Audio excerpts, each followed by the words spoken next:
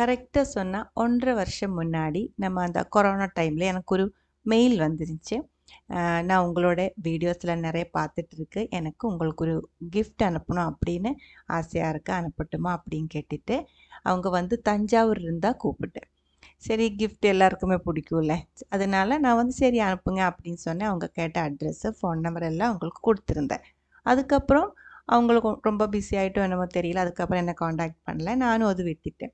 நமக்கு இதேமாதிரி அடிக்கடி மெயில்ஸ் வந்துட்டு இருக்குது. அது ப்ரொமோஷனுக்காக தான் இந்த மாதிரி ப்ராடக்ட்ஸ் நாங்கள் பண்ணிகிட்ருக்கு, நீங்கள் ப்ரொமோஷன் பண்ணி கொடுப்பாங்களா, நம்ம ப்ராடக்ட்ஸ் அனுப்பட்டுமா, சாம்பிள்ஸ் அப்படின்னு சொல்லிட்டு நிறைய கால்ஸ் வந்துட்டுருக்கு, மெசேஜஸ் வந்துட்டுருக்கு, மெயில்ஸ் வந்துட்டுருக்கு. அப்போ வந்து நான் உங்களுக்கு சாம்பிள் அனுப்ப சொல்லிவிடுவேன். நான் யூஸ் பண்ணி எனக்கு பிடிச்சிருந்தா மட்டும் நான் சில வீடியோஸ் நான் அது உங்களுக்கு கூட வீடியோஸுக்கு இடையில நான் வந்து ஷேர் பண்ணிட்டு இருக்கும், உங்களுக்கு தெரியும்னு நினைக்கிறேன். பெய்ட் ப்ரொமோஷன் நம்ம வீடியோவில் நம்ம இது வரைக்கும் பண்ணலை, இனி பண்ணுறதுக்கான இப்போ ஐடியாவும் இல்லை. அதனால நான் கிஃப்ட்டுன்னு சொன்னதுனால அவங்க அனுப்பவும் இல்லை, நான் விட்டுட்டேன். அதுக்கப்புறம் ஒரு 10 நாள் முன்னாடி மறுபடியும் அவங்க ஃபோனில் கூப்பிட்டுருந்தேன். ஃபோன் நம்பர் அவங்க முன்னாடி கொடுத்ததுனால ஃபோன் நம்பரில் கூப்பிட்டுட்டு, நான் முன்னாடி இந்த மாதிரி உங்கள்கிட்ட சொல்லியிருந்தேன், ஒரு கிஃப்ட் அனுப்பட்டுமா அப்படின்னு சொல்லிட்டு, இப்போ நான் அனுப்பட்டுமா அதே அட்ரஸ் தானான்னு சொல்லும்போது நான் சொன்னேன் சரி அனுப்புங்க அப்படின்னு சொல்லிட்டு, அவங்க உடனே வந்துட்டு எனக்கு கொரியர் பண்ணிட்டேன். அந்த கொரியரோட பில்லும் வந்து வாட்ஸ்அப்பில் அனுப்பிவிட்டேன். நான் சும்மா செக் பண்ணி பார்த்தேன், பார்க்கும்போது அதில் 12 கிலோ வெயிட் போட்டிருந்தேன். பார்த்த உடனே நம்ம வந்து ரொம்ப என்ன சொல்கிறது, பயந்துட்டேன். 12 கிலோவுக்கு இவங்க என்ன அனுப்பியிருக்கா அப்படின்னு நினச்சிட்டு. என்னோடய லைஃப்பில் இந்த அளவுக்கு வெயிட்டாக இருக்கிற ஒரு கிஃப்ட் எனக்கு கிடைச்சதே இல்லை. அதனால கொரியர் வந்த உடனே வந்து கேமரா ஆன் பண்ணி அந்த எக்ஸைட்மெண்ட் அப்படியே ஷூட் பண்ணிட்டேன். அது என்னன்னு நீங்களும் பாருங்கள்.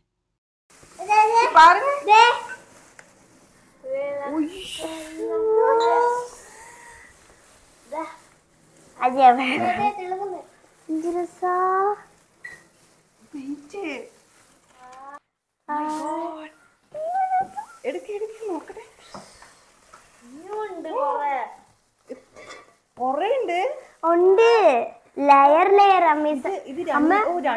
രണ്ട് പീസ്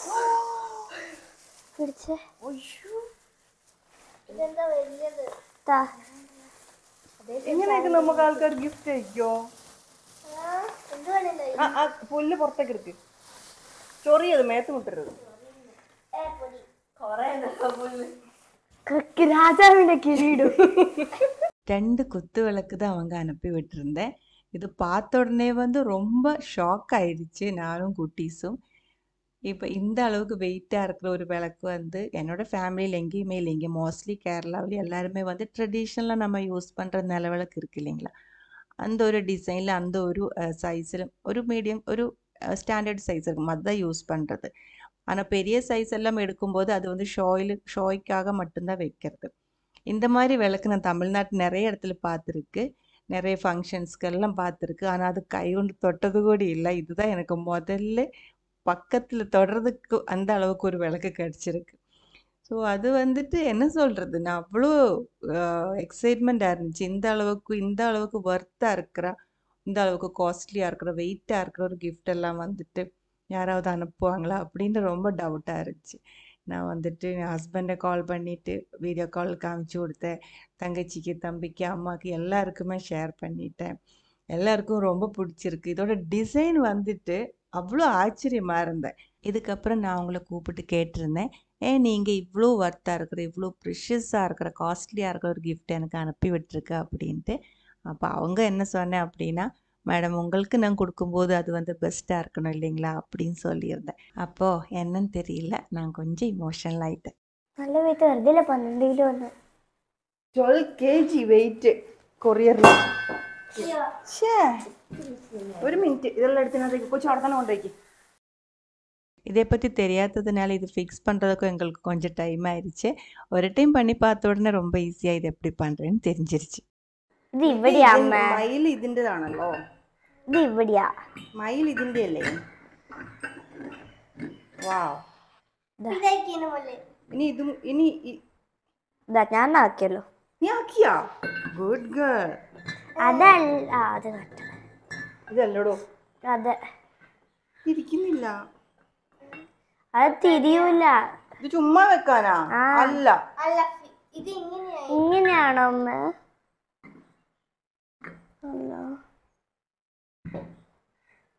ഇത് ഇവിടെയല്ല.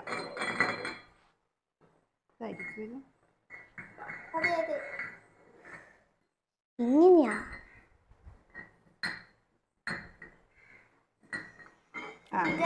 ഇത് ഇതില്. യെസ്, ഇങ്ങനെയാണോ? യെസ്. ഇതാവും. ഓക്കെ, ഇതായില്ല. കറക്റ്റ്. എങ്കിൽ ഇത് വെക്കണം. ഈ സാധനം ഇവിടെ എടുത്ത് വെക്കേ, അടിയില്. അപ്പൊ ഇതോ? അത് മാരെ അമ്മ ഫിക്സ് ആക്കണം. ഇങ്ങനെ വെച്ചാ, എന്നിട്ട് ഇത് സത്യം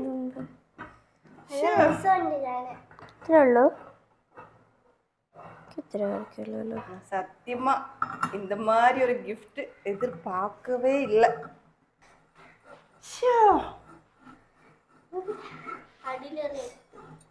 அசோக் ரொம்ப போனோம். എന്തിനാണ് എനിക്ക് ഗിഫ്റ്റ് അയച്ചു തന്നത്? എവിടെ വെക്കുന്നു ഞാൻ ആലോചിക്കുന്നു. ഹലോ, എന്തിനാ ഗിഫ്റ്റ് എനിക്ക് അയച്ചു തന്നെ അവര്? 2 நாள் கழிச்சு மறுபடியும் நான் தானே கூப்பிட்டுட்டு, அவங்கள கிடைக்கிறது ரொம்ப கஷ்டம். அவங்க ரொம்ப பிஸியாக இருக்காங்க. ரொம்ப டைம் கூப்பிடும்போதெல்லாம் அவங்க பிஸியாக இருந்தேன், நைட்டு கூப்பிட்றேன்னு சொல்லி 2-3 நாளுக்கு அப்புறம் தான் அவங்கள பேசுகிறதுக்கு கிடச்சிருச்சு. நான் கேட்ட டீட்டெயில்ஸ் எல்லாம் கேட்கும்போது அவங்க வந்துட்டு இந்த கொத்து விளக்கோட மேனுஃபேக்சரர் தான் சுபம் மெட்டல்ஸ். பேர் வந்துட்டு அசோக். தஞ்சாவூர் கும்பகோணம் ஏரியாவில் தான் அவங்களோட மேனுஃபேக்சரிங் யூனிட்.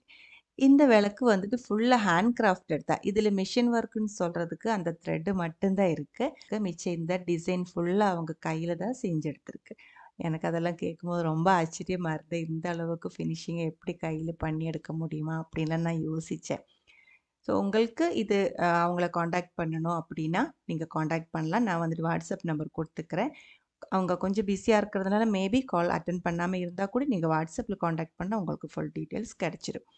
அதே மாதிரி இது நமக்கு வந்திருக்கிறது மேலே வந்துட்டு அந்த மயில் இருக்குல்ல, பீகாக், அதோட டிசைனில் தான் வந்திருக்கு.